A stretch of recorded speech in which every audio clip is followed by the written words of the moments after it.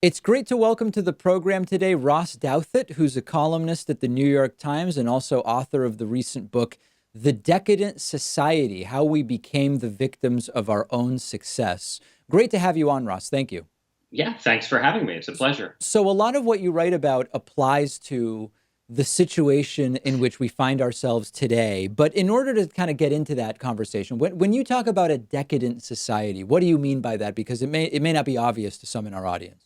Right. So I'm trying to use the word decadence not to just mean, chocolate covered strawberries and, bondage dens and orgies and so on. But I'm trying to use it as a kind of technical label for a stage that really successful civilizations tend to reach when they become very rich and powerful. And all of their sort of systems, governmental, economic, are well established, hard to change, and sclerotic. They become essentially victims of their own success. They're so powerful and rich that they stop doing the kind of things that you need to do to innovate, both in politics and science and culture. They stop having as many babies because, people have other things to do with their time. And so they enter into periods of sort of torpor, stagnation, and repetition, which the book argues we've been in at least up until, the current crisis that we entered into while I was on my book tour. How does this relate to some of the systems that up until 3 months ago, many of us maybe assumed were pretty strong and whose fragility has actually been exposed by the coronavirus? Does that in any way play into this stagnation sort of that you apply to economies that and countries that are in this decadent phase where we very quickly realized, hey, that great looking stock market was actually not quite so strong. The supply chain for many consumer products and even some food items was not nearly as strong as we believed. Employment was not as strong as we believed. How does that play into this idea? It plays in a lot of different ways, but I'll give you a couple examples. One is, the point that you made about supply chains. One of the things that the Western world has been doing basically over the last 40 years is overall growth has been slowing down.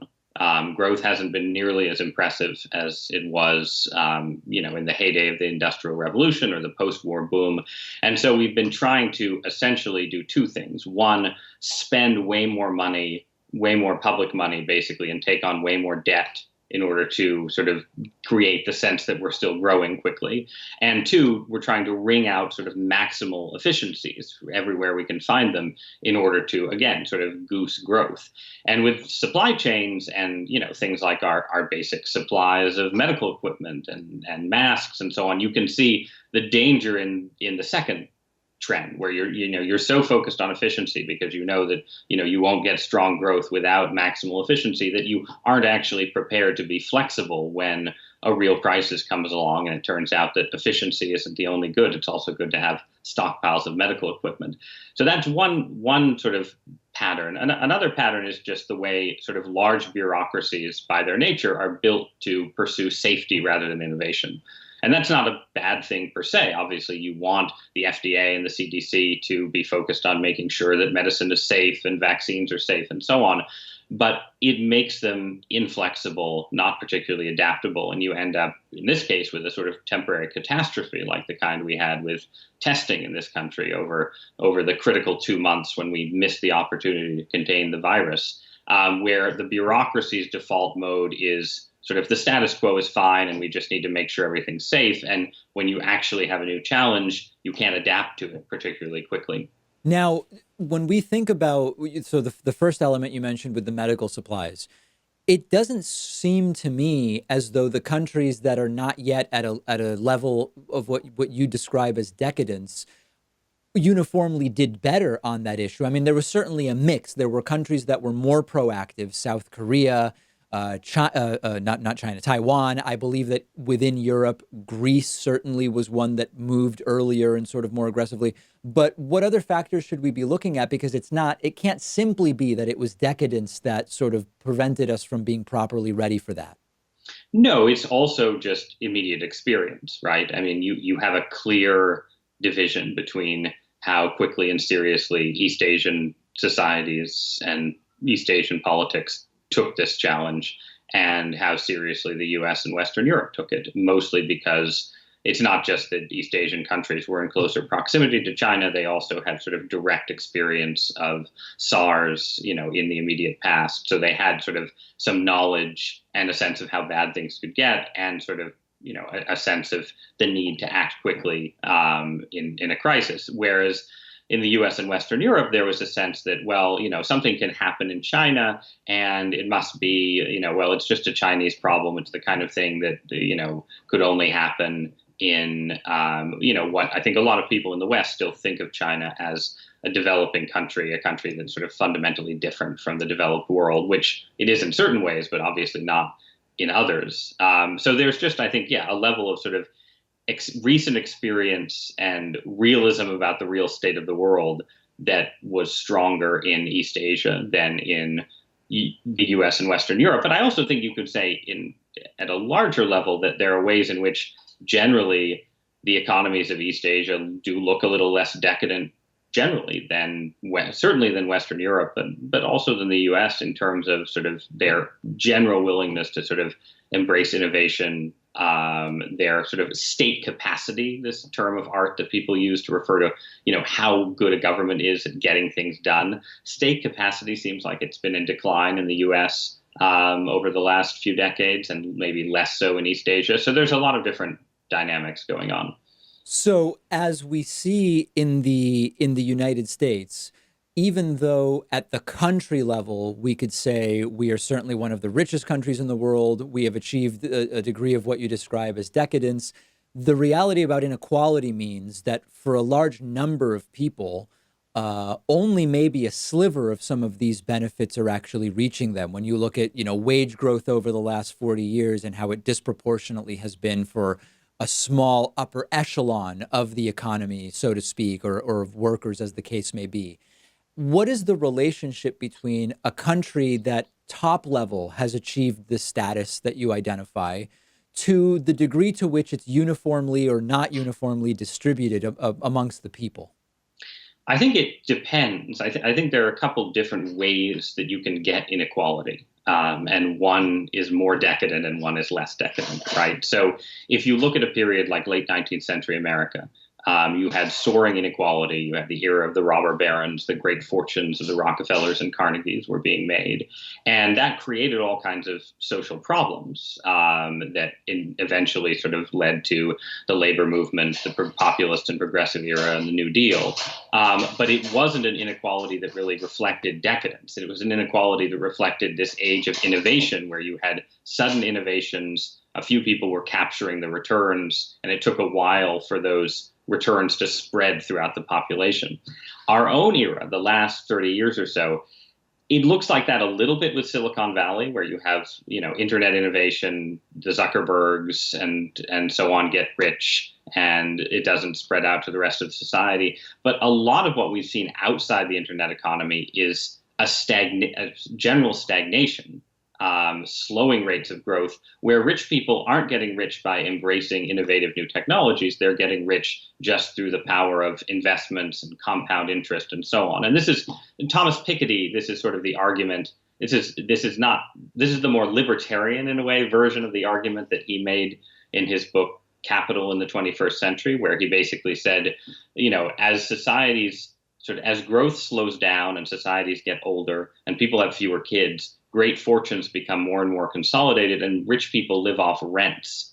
And that kind of inequality is more decadent and more stagnant and less likely to ultimately benefit society as a whole than the inequality you get when, people are building the transcontinental railroad and a lot of opportunists are getting rich off that innovation.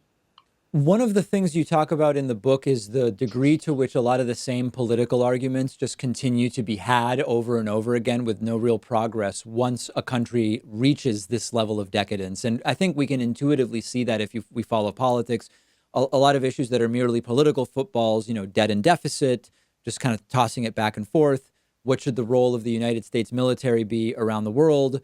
Do low taxes on the rich trickle down, or do we need demand sides? A lot of these, it's the same arguments over and over and over again.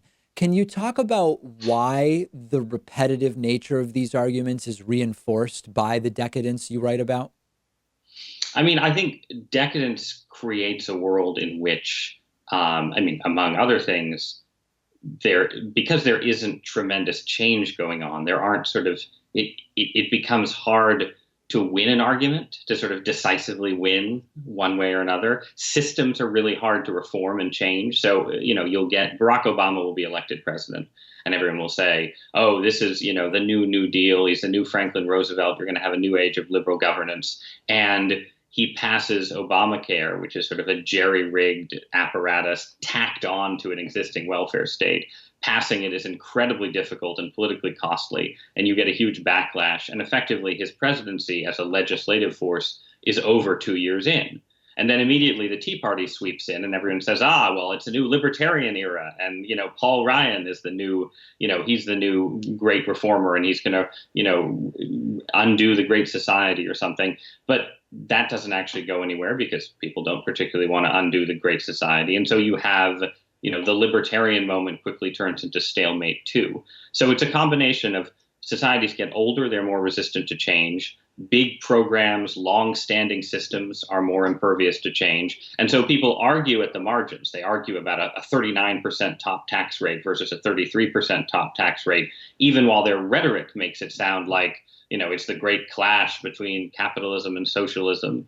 And so that's been the pattern, certainly, I think, of the last 25 years or so. The question is whether it still holds or whether populism on the right and Bernie Sanders style socialism on the left are actually going to sort of shift the underlying dynamics. But I don't think they've actually shifted policy debates yet, even if they've shifted arguments somewhat. So you talk about candidates as a possible way to shift this. What about your writing that there could be a crisis moment that actually shakes things up? Is the global pandemic we're dealing with now potentially on the level of what you're talking about, or is it not even big enough? I mean, it might not be big enough. Wow. Which is one of the points I make in the book is that decadence has all kinds of problems, but sometimes the kind of crisis you need to really shift a society out of decadence is so big that it's better to stick with decadence and to embrace the catastrophe. But look, what the coronavirus offers is an opportunity. It's a horrible human tragedy that in its aftermath, there will be an opportunity to look at all the ways our systems have failed, to look at all the ways our politics has become stalemated and didn't handle the crisis correctly, and say, maybe we can do something new. And that could lead to, you could have an era when people say, okay, well, we really are going to, change how regulations work in the healthcare sector to try and get more medical innovation. You could get a world where people say, look, we spent all this money in a crisis. Why can't we spend more money on public goods when there isn't a pandemic around? And so you get a shift to the left in public policy. You can imagine a lot of shifts coming out of this. But I do think it's possible that we will have this year of turmoil, and then we will get a vaccine, and there'll be sort of this sense of relief that things are back to normal, and people will have sort of gone deeper into decadence in certain ways, like small businesses, new entrepreneurship will have been sort of smushed down. Big companies will have benefited the most from the bailout packages and from the Fed's policies. And so you'll get more consolidation, more big companies that aren't particularly innovative and so on, more people living their lives online and instead of getting married and starting families. You can imagine a lot of ways in which this deepens decadence potentially, even as it offers a chance to pull out of it.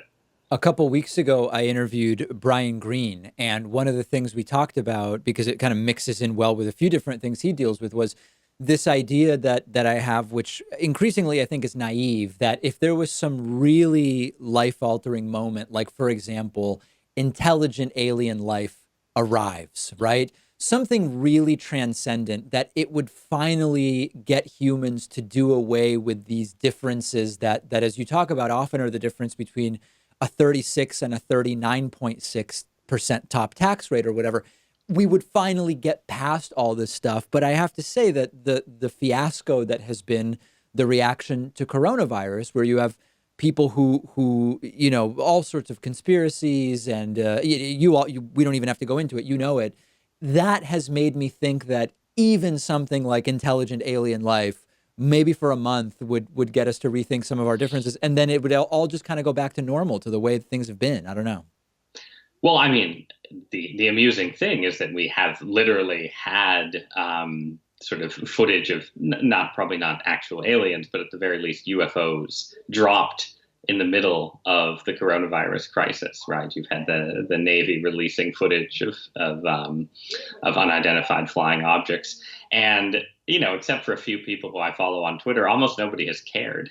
And everyone has just Yeah, I sort mean, of to be moved. clear, that those are not being presented as evidence of aliens, right? But regardless, you would think that that entire community would have paid more attention. They're right. They're being presented, but they are very mysterious objects that go beyond, I think, the sort of normal range of sort of grainy footage of UFOs. They are probably not aliens, but they certainly are really interesting. And in a different moment, you would imagine that sort of capturing the imagination of the Yeah. internet. But really, the internet is more interested in figuring out ways to blame everything about the coronavirus on people that they dislike.